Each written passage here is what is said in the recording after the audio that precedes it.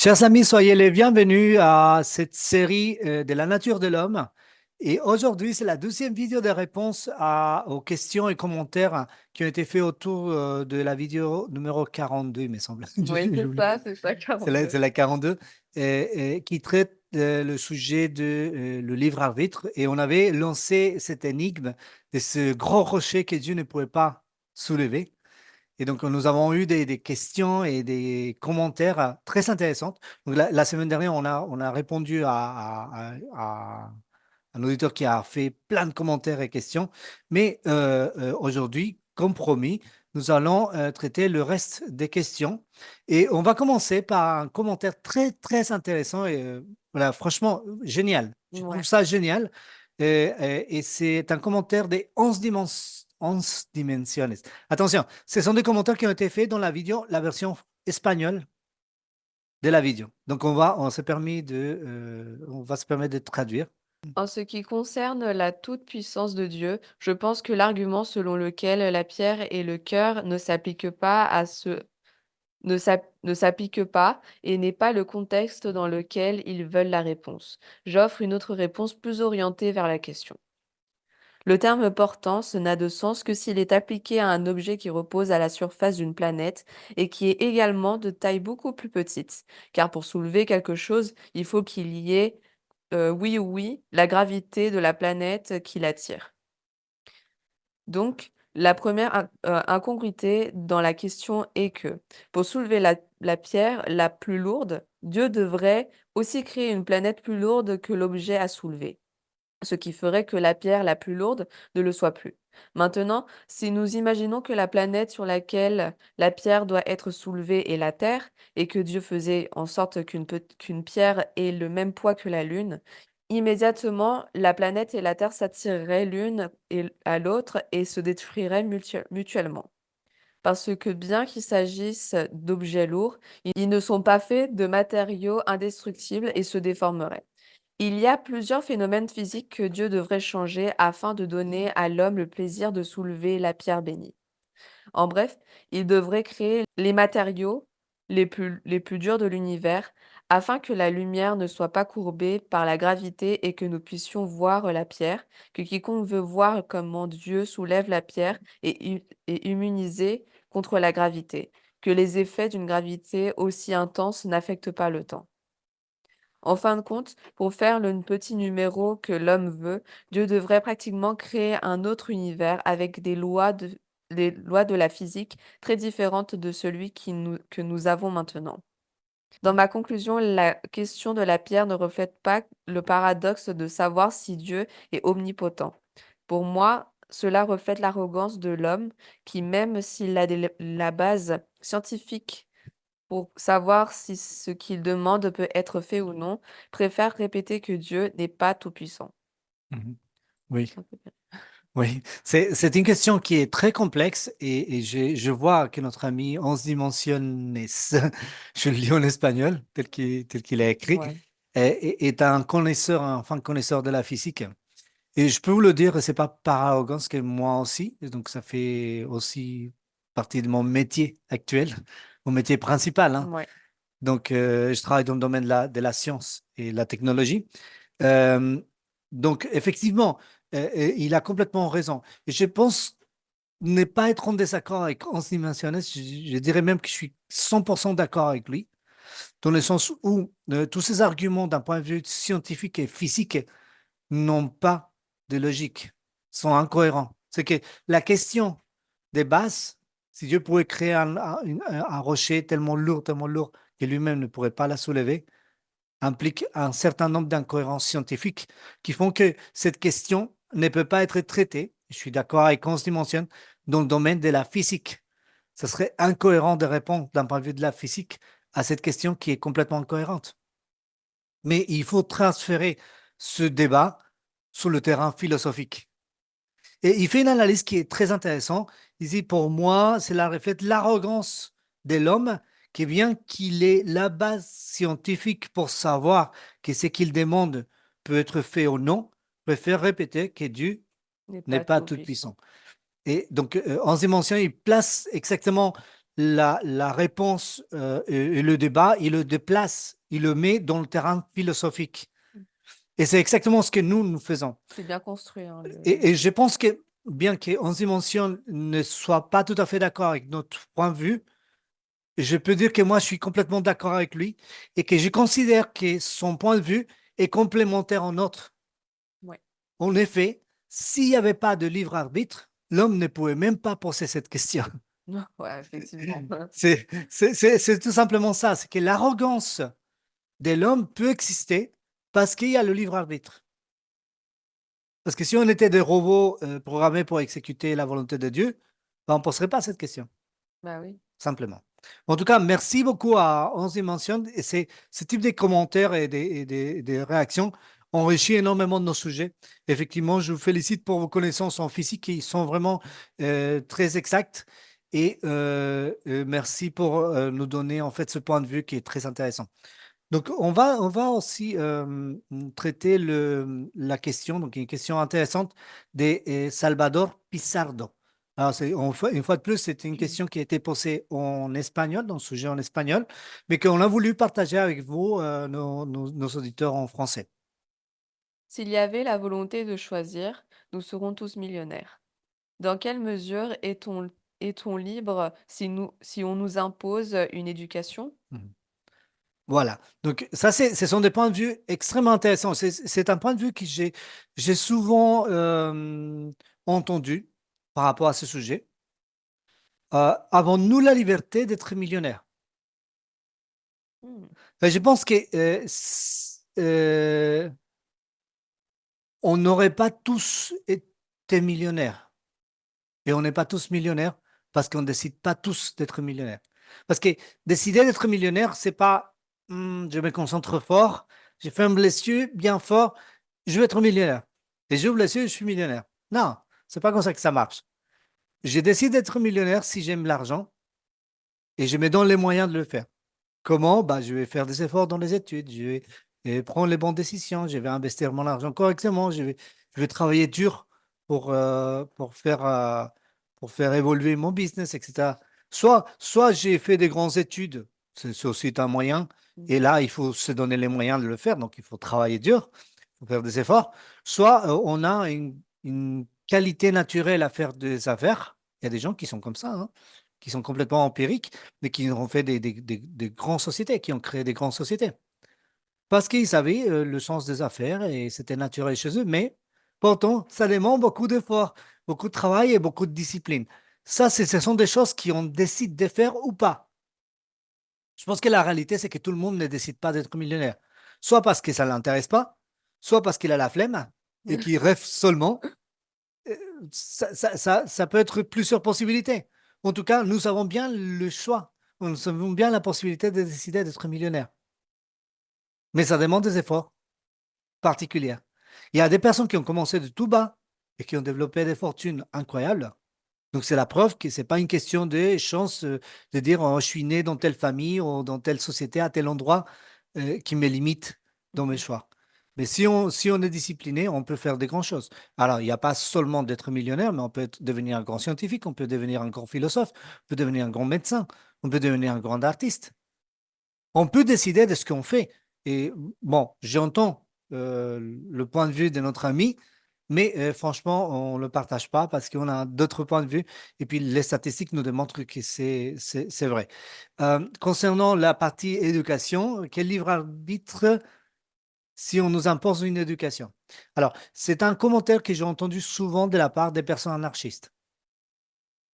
C'est vrai C'est, que oui, ouais, ça vient c'est souvent. fréquemment. Alors, dire que l'éducation est un frein à la liberté, ce n'est pas comprendre la vocation, ou le but principal de l'éducation. L'éducation est là pour nous libérer. Pourquoi?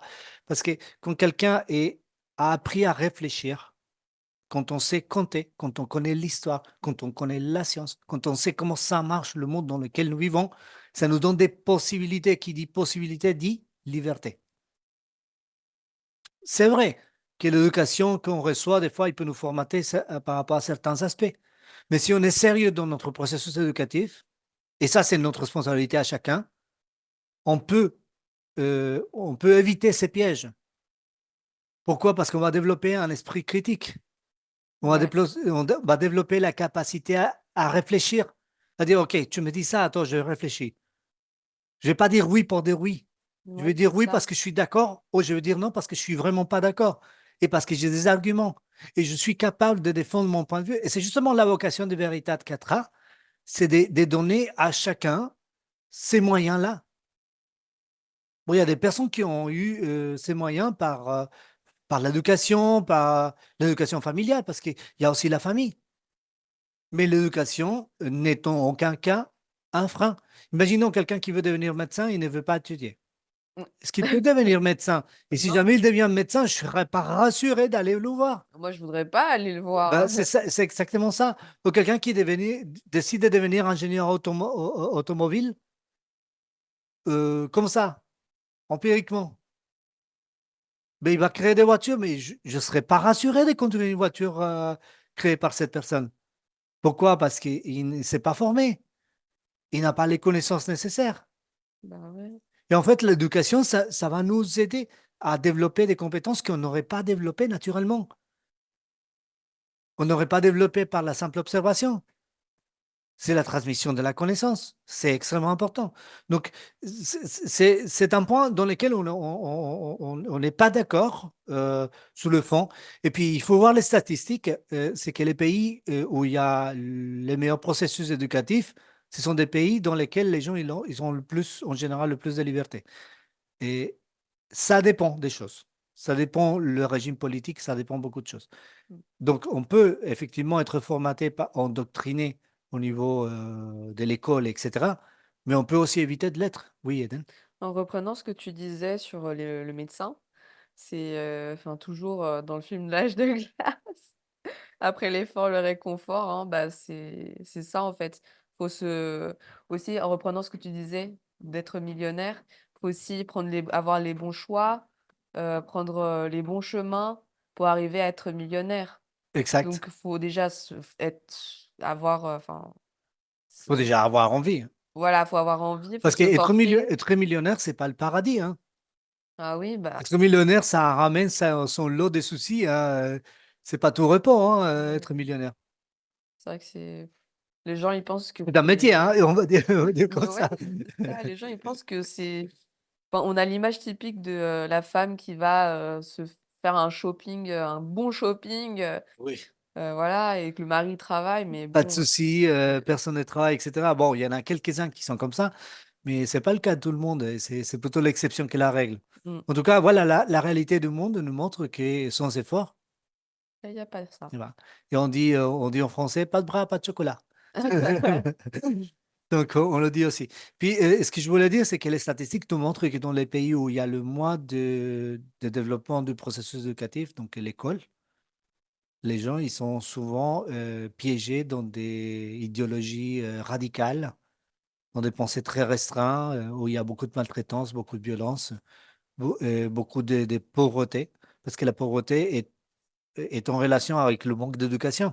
Parce que l'éducation, elle va viser à développer l'individu. Et quand l'individu se développe, bah, il ne se développe pas tout seul, il fait développer aussi la société. Parce que la société est composée d'individus. Donc voilà, décider tout ça, l'éducation, et puis ce qu'on fait de notre vie, ça fait partie des éléments qui prouvent que le libre arbitre existe. Ouais, il y a pas plus clair en fait. Après, on peut avoir des situations difficiles dans la vie, bien évidemment, on a tous, hein. Je pense on a dû tous se battre pour arriver là où nous sommes. Mais c'est aussi ce qui donne la valeur à ce que nous avons fait. Donc ça, il ne faut pas l'oublier. C'est vrai. Donc voilà. Merci à notre ami Salvador Pizardo pour son commentaire. Et puis on le salue amicalement. Et on partage pas son point de vue, mais on le respecte. Puis on va traiter la question de notre ami Mario Miranda qui dit, S'il vous plaît, veuillez indiquer le numéro du texte biblique et ou les citations. OK, très important dans les sujets de Veritas 4a, il y a toujours les citations en bas du texte. Donc quand on présente un texte d'un auteur, il y a en général et c'est le cas la plupart du temps, en général, un texte en bleu qui indique la référence. Donc, de quel livre c'est extrait, à quel paragraphe, etc. Ouais. Donc ça c'est par définition. Mais en plus de ça, sur ce sujet, on avait déjà apporté hein, donc, différents textes bibliques et, donc à ces textes bibliques, je voudrais rajouter les textes suivants. Donc d'abord, commence par Genèse 2, 16 à 17, on ne va pas la lire maintenant, mais c'est là où Dieu il donne à Adam et Ève la liberté de choisir entre le bien et le mal. Donc, il y a le livre arbitre qui se trouve ici, mais nous avons aussi le texte des Galates 5, verset 1, qui dit, C'est pour la liberté que Christ nous a affranchis. Demeurez donc fermes et ne vous laissez pas mettre de nouveau sous le joug de la servitude. parce que la liberté, Christ nous a libérés de quoi? Nous a libérés du péché. Ce qu'on disait la semaine dernière, par exemple, quelqu'un qui a un problème avec la cigarette, bah, ce petit objet inanimé qui pèse quelques grammes, bah, le maîtrise, le domine. Et souvent, ils ont beaucoup de mal à arrêter. Donc ça c'est un exemple concret, mais ça peut être aussi les drogues, ça peut être aussi l'addiction au sexe, donc à Mhm. la pornographie, à la promiscuité, à beaucoup de choses. Ça peut être aussi une addiction à la nourriture, ça peut être une addiction au travail, au sport. Qu'est-ce qu'on pourrait citer encore d'autre? L'alcool, La nourriture. oui, la nourriture, on l'a déjà cité. Il y a plein de choses auxquelles on peut être addict et ce sont des choses desquelles on devient esclave. Et pourquoi esclave? Parce que la personne, il dit, ouais, non, mais c'est pas bon, j'ai un comportement qui est obsessif, je suis un peu dépendant de ça et ça, je m'aurais arrêté et je vais arrêter. Et la personne dit, oui, je vais arrêter. Mais quelques semaines après, ou quelques jours après, il va retomber là-dedans. Pourquoi? Parce qu'il y a cette notion d'esclavage. Donc, la personne est asservie par cette habitude. On va lire aussi Jacques chapitre 1, verset 25.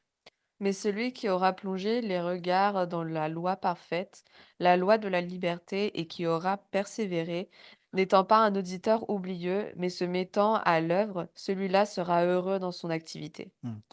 Il y a un élément très intéressant dans ce verset, c'est que Jacques, il appelle la loi de 10 commandements, il l'appelle comment? La loi de la liberté. Ouais. Comment est-ce qu'une loi comme les 10 commandements peut être la loi de la liberté? Il dit, tu ne voleras point, tu ne tueras point, etc. C'est tout est négatif. Ouais. Et beaucoup de personnes ils disent, bah, cette loi, c'est une restriction de la liberté. Ben non, c'est pas. Mais pourquoi est-ce que la loi des 10 commandements est la loi de la liberté?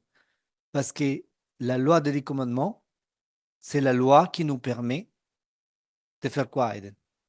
Bah, nous permet de d'avoir des libertés. Exactement, parce que, en fait, c'est assez simple. Si tout le monde s'est mis à tuer, bah, je n'ai plus la liberté de vivre. Bah S'il n'y oui. a s'il y a pas de restriction contre l'adultère, je ne peux pas avoir une famille, un couple stable. Je ne peux pas offrir une famille stable à mes enfants. Donc, le noyau de la société est détruit. Et ça crée l'insécurité, tant émotionnelle qu'économique, familiale, que psychologique, etc., etc. Donc, c- tous ces versets qui nous restreignent de faire certaines choses, ils nous restreignent de faire certaines choses qui vont affecter négativement mon prochain. Et en fait, la loi des 10 commandements, c'est une loi qui est divisée en deux grandes prémices. C'est tu aimeras le Seigneur de tout ton cœur et de toute ton âme, et tu aimeras ton prochain comme à toi-même. Et en fait, c'est les deux dimensions de l'amour. La loi de la liberté, c'est une loi d'amour. La loi de la liberté, c'est une loi qui garantit la liberté de tous. Parce que notre liberté, obligatoirement, elle est limitée, obligatoirement. Pour faire ce qu'on veut, sans restriction, il faudrait qu'on soit tout seul dans l'univers. Et ce n'est pas possible. Mhm. Donc, le fait d'être en communauté implique que ma liberté, elle a forcément des limites. Et où ils sont les limites de ma liberté? C'est là où les droits de l'autre commencent. Donc, forcément, il y a des limites.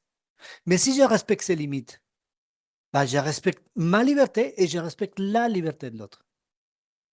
C'est pour ça qu'on appelle ça la loi de la liberté. Et puis, si quelqu'un enfreint cette loi, bah, il va enfreindre la liberté de l'autre. Il va priver l'autre de sa liberté. Ouais. Tu ne voleras point. Si on vole, bah, on va priver l'autre de ses biens pour lesquels il a travaillé, justement, et en faire de l'injustice. Donc moi, je fais ce que je veux, mais l'autre, il ne fait pas ce qu'il veut. Parce que ça y est, il a été privé de son soutien, il a été privé de son argent, il a été privé de sa voiture, il a été privé de son vêtement. Oui, c'est de l'injustice totale, C'est en un- fait. Donc, c'est pour ça que la loi de la liberté, elle est appelée comme ça dans la ville, parce que c'est une loi qui vise à défendre la liberté de chacun. C'est un peu comme le fameux débat en France sur la laïcité. On parle beaucoup de la laïcité et on dit oui, la laïcité, ouais, ça enfreint la liberté. Mais non, c'est une perception biaisée. Je m'excuse auprès de mes amis si ça les offense, mais j'explique pourquoi je dis ça. Parce que la loi sur la laïcité va séparer l'Église et l'État, donc la religion et l'État. Du moment où la religion et l'État sont séparés, bah, ça me garantit, ça me donne la garantie que l'État ne va pas me forcer à avoir une sensibilité religieuse déterminée, mais que je peux choisir ça librement. C'est-à-dire que la religion, elle reste dans le domaine privé, que ce soit privé, personnel, familial ou collectif, dans les lieux de culte. Par exemple, une personne qui est musulman, il exerce sa religion, il exerce son spiritualité chez lui, mais aussi dans les lieux qui sont dédiés à des personnes qui ont la même sensibilité. Et la laïcité, elle permet d'avoir ces lieux-là.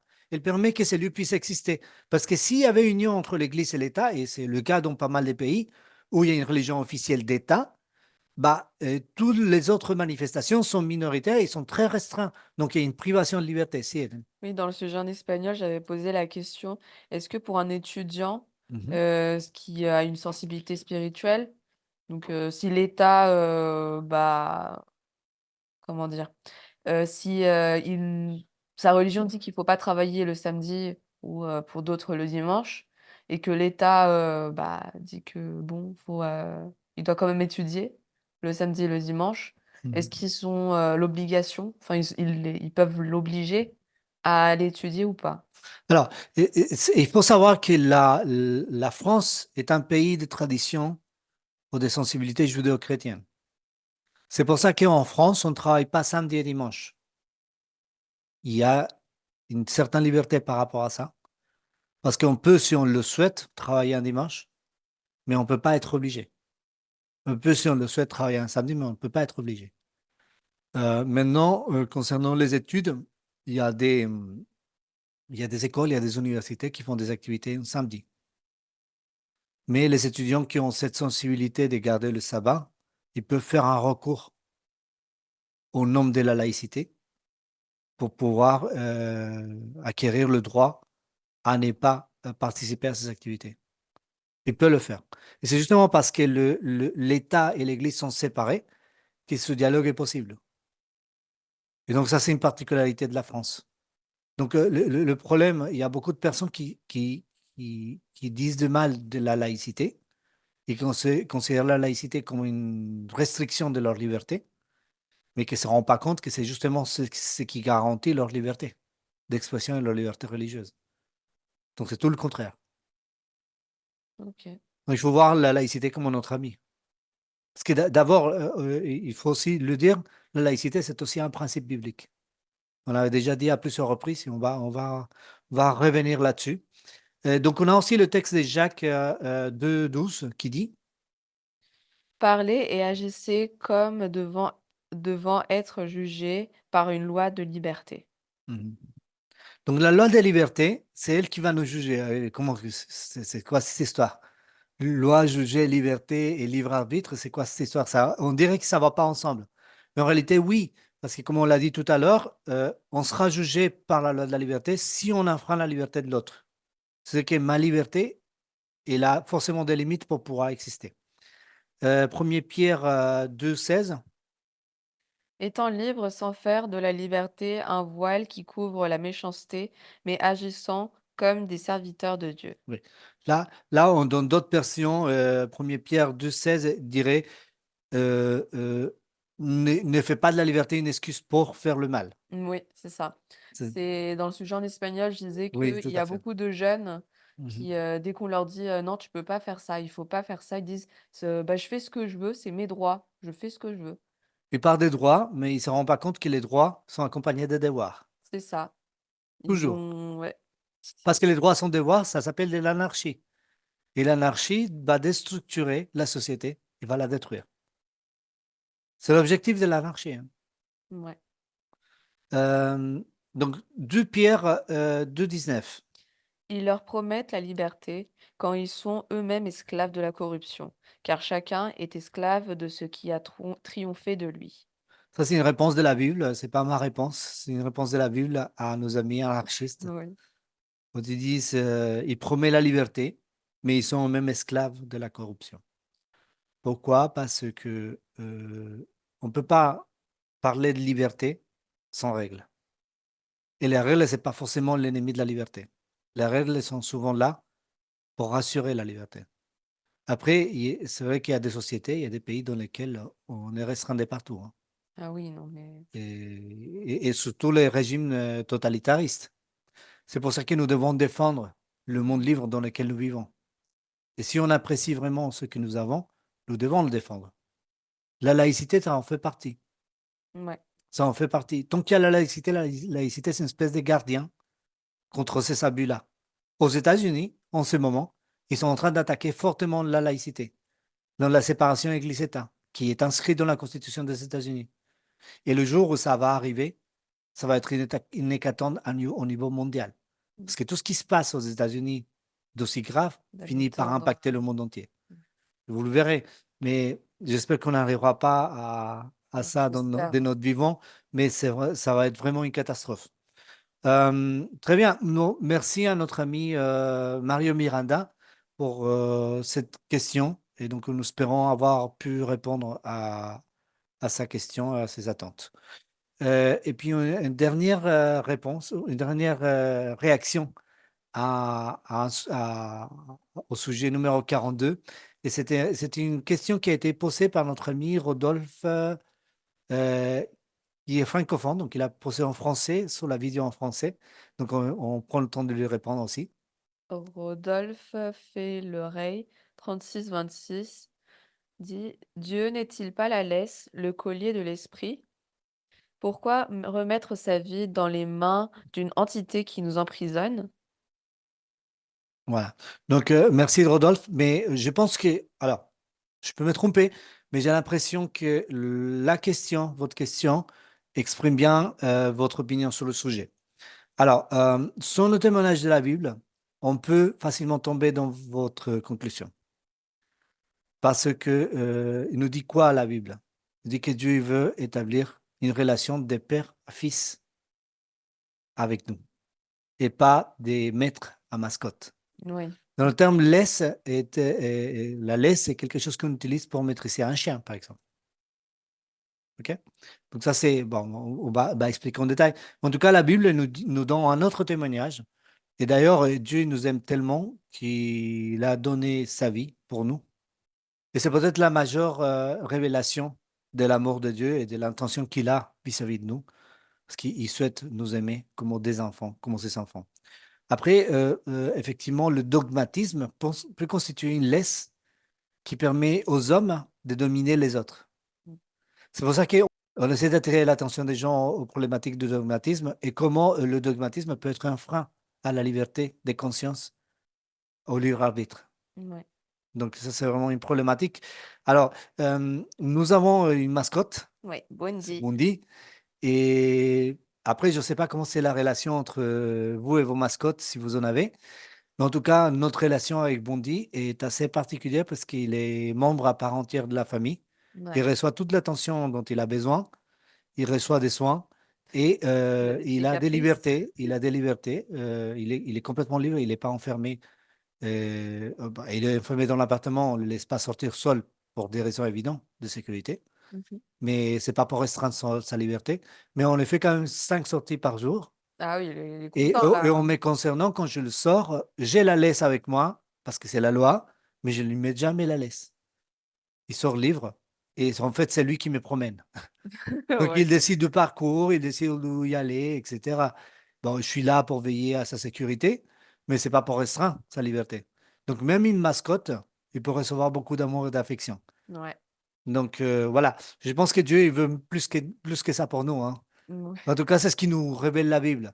Puis, si on croit à la Bible, bah, on ne peut pas être d'accord, malheureusement, avec notre ami Rodolphe, mais on respecte son point de vue. Et puis, on vous dit, voilà, nous, c'est parce que nous croyons à ce qui est écrit dans la Bible que nous avons un point de vue différent.